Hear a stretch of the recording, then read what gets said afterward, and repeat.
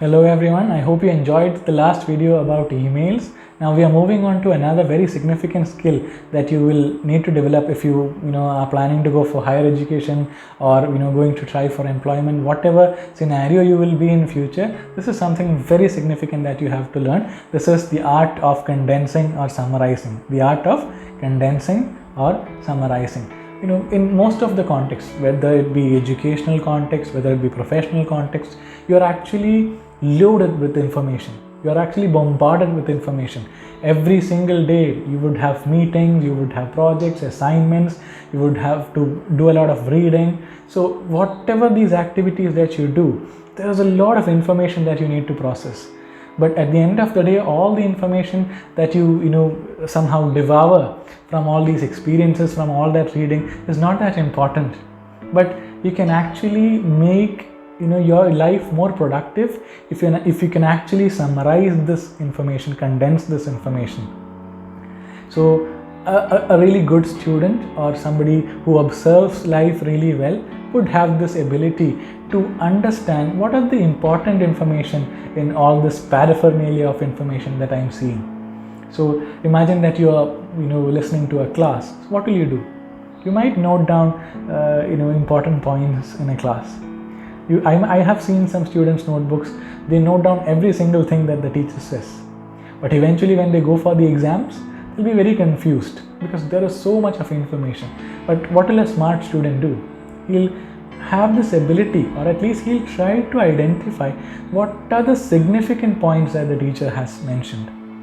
Are there things that I can omit? Are there things that are not that important which I need not add here? Or can I make them into really small points? So in this way you identify what is important, you omit the peripheral details which are not important. Sometimes the teacher must have mentioned really a large number of examples. You must have understood the point in just one example itself, or you might not even have to note down the example. So this art of summarizing is very important. Imagine that you have gone to a business meeting or a business trip, and you have to come back and tell the people what kind of things that you learned from that meeting or a trip.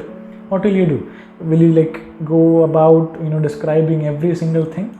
Probably from the 3-day or 4-day trip, the information that you might have to provide can just be condensed into 5 minutes.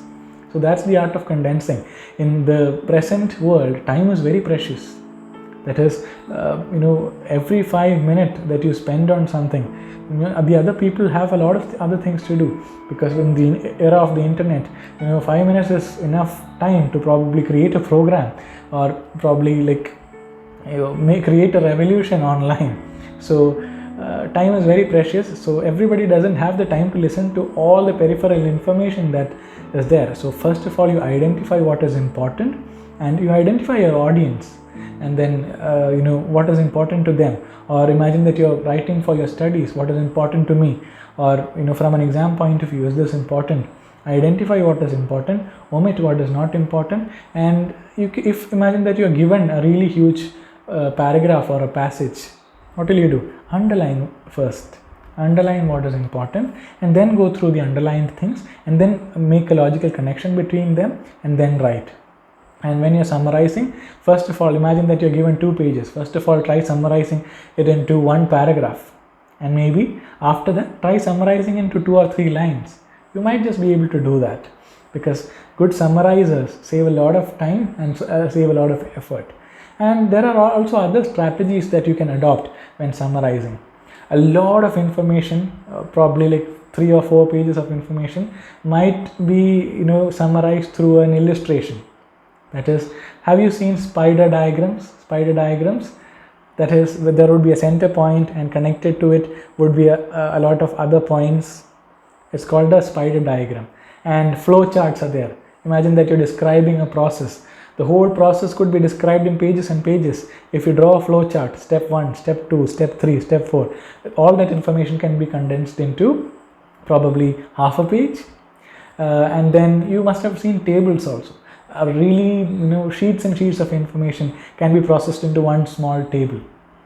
And also trees, information trees, how information is dissected into small small parts. So you can create information trees or spider diagrams or flow charts or tables to contain a lot of information. You see that table or you see that spider diagram itself, you understand the whole thing that was there in all those pages. So basically I'm talking about the art of condensation and how you go about it. So first of all, identify what is important, omit what is insignificant. If it's a passage, start underlining the important things and find a logical connection between the underlined things, and then write it in your own words.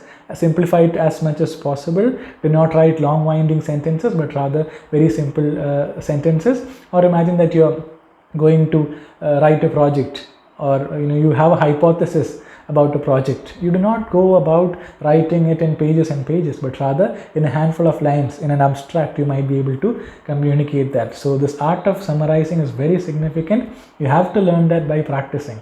So take up a passage and underline the most significant parts and try to find a logical connection between them, bring them together and see if you can make them into a pie diagram, or probably a spider diagram, or a flow chart, or a table, or an information tree. See if all that is possible, and keep on practicing this art of summarizing. So thank you for listening, guys. I'll see you in the next video.